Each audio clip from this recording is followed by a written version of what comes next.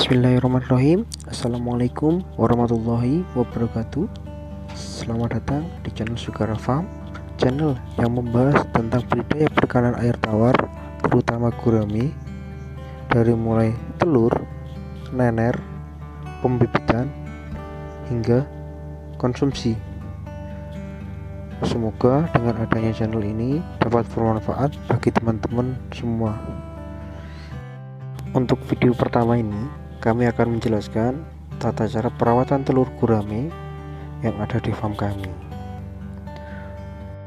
Ini adalah posisi telur atau larva yang telah sampai di rumah kami dengan keadaan stres karena perjalanan jauh. Perjalanan ini memerlukan waktu kurang lebih 1 jam dari Kediri ke Nganjuk. Sebelumnya kami sudah mempersiapkan air dan juga ember ini 3 hari yang lalu untuk mempersiapkan kedatangan larva-larva ini agar air tersebut aman untuk calon larva ikan gurame ini. Selanjutnya adalah menetralkan suhu air di plastik dengan ember agar ikan tidak stres dan juga mati. Biarkan kantong larva berada di dalam ember yang telah berisi air kurang lebih selama 15 menit. Sebenarnya larva kami ini tergolong stres dikarenakan perjalanan jauh.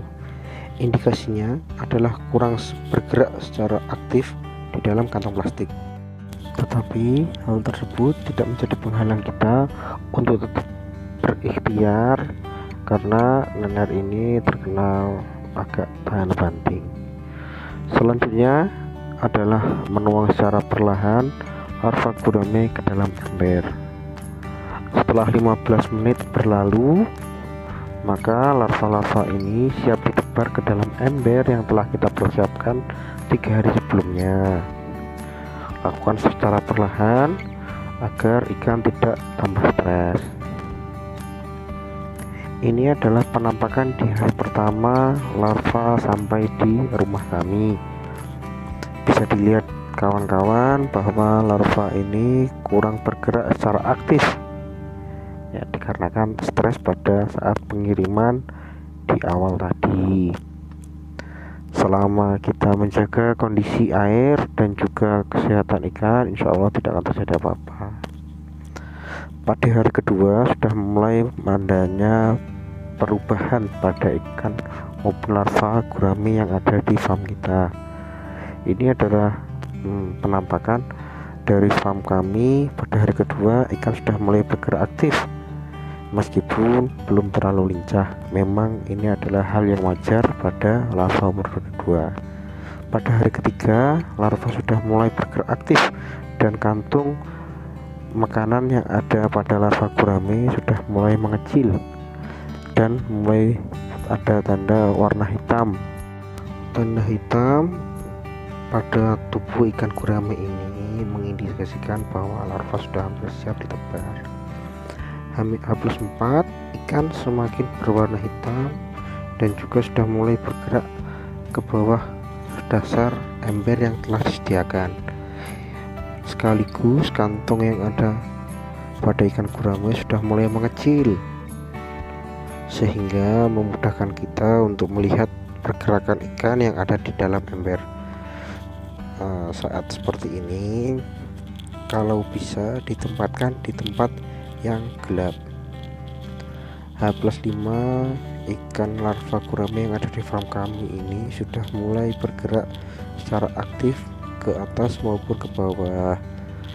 Hal ini perlu dilakukan agar ikan gurame tahan terhadap hujan yang sekarang sedang melanda di daerah Jawa Timur. Curah hujan yang tinggi mengakibatkan ikan gurame harus siap terkena terpaan hujan, karena hujan itu tidak terlalu baik untuk pertumbuhan ikan gurame. Hari ke-6 yakni pengenalan suhu luar ruangan sebelum tebar di kolam pendederan. Ini untuk memaksimalkan agar ikan sehat dan juga siap ditebar pada kolam yang disediakan. Sebelumnya kami sudah mempersiapkan kolam ini bersamaan dengan datangnya telur gurame dan diisi air yang diendapkan selama kurang lebih 6 hari. Penuangan dilakukan secara perlahan agar ikan tidak terdorong terlalu kuat yang mengakibatkan terjadinya stres yang berlebihan. Sebelumnya kami telah mengendapkan air yang ada di dalam kolam ini selama 6 hari pada saat telur maupun larva ini sudah sampai di rumah kami. Penuangan dilakukan secara perlahan agar ikan tidak terdorong terlalu kuat. Dalam fase ini larva belum perlu diberi makan cacing sutra dikarenakan di dalam kantongnya masih terdapat sisa-sisa makanan maupun makan alami yang ada di dalam ikan gurame tersebut. Pemberian pakan pertama dilakukan 3 hari setelah tebar di kolam pendederan. Hal ini dimaksudkan agar kantong makanan yang ada di dalam ikan gurame benar-benar habis dan ikan sudah siap diberi makan. Setelah 3 hari dilakukan pemberian pakan cacing sutra. Pemberian ini saya sarankan jangan terlalu banyak dahulu dikarenakan larva belum mengenal cacing sutra dan masih banyak plankton yang ada di dalam kolam.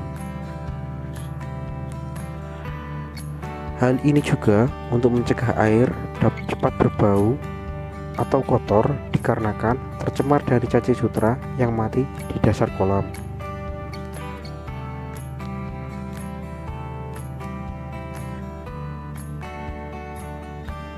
Biasanya kami memberikan secara bertahap cacing sutra setiap pagi dan sore untuk mengontrol jumlah cacing yang tersedia di dasar kolam dan juga sekaligus pengontrolan air yang ada di dalam kolam.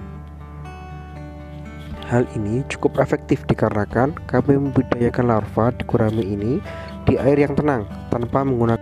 Hal ini juga cukup efektif kepada daerah yang kekurangan sumber air bersih maupun sulit mendapatkan air yang bersih dalam jumlah yang banyak. Setelah dirasa larva sudah mulai lahap memakan cacing sutra, maka bisa ditambahkan porsinya sedikit demi sedikit. Pastikan cacing sutra selalu tersedia di dalam kolam, tapi tidak sampai mengalami pembusukan di dalam kolam. Setelah berumur 1 bulan, maka bisa diselingi dengan tepung fengli.